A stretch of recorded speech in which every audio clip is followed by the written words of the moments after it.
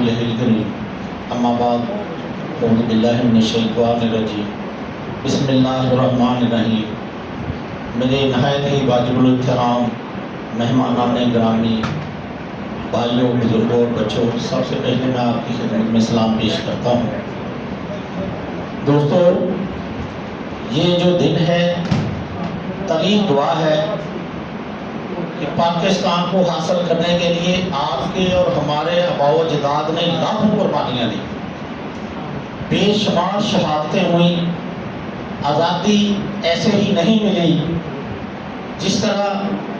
ہمارے آباء و اجداد نے قربانیاں دے کر اس ملک کو حاصل کیا اور آزادی حاصل کی۔ بے حد افسوس کے ساتھ ہم اکثر سیاسی پروگراموں میں جاتے ہیں، وہاں پر ہم نے اپنی جماعت کو ڈیفینڈ کرنا ہوتا ہے، کوئی اپنی کر رہا ہے، لیکن یقین کریں میں سمجھتا ہوں کہ اس طرح مساجد میں بیٹھ کر استحکام پاکستان کے لیے یہ لوگوں کو بتانا، طالب علموں کو بتانا، اپنے دوستوں کو بتانا، کیوں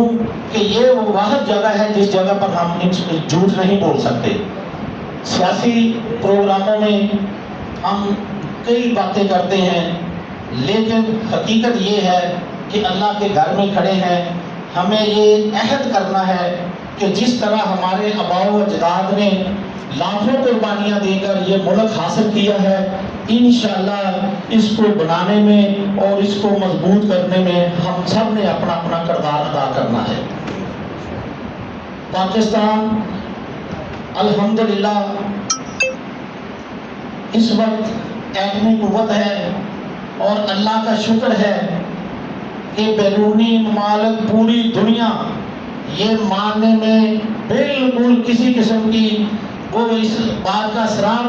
ہم نہیں کرتے، وہ اقرار کرتے ہیں کہ پاکستان واحد ملک ایسا ہے کہ انشاءاللہ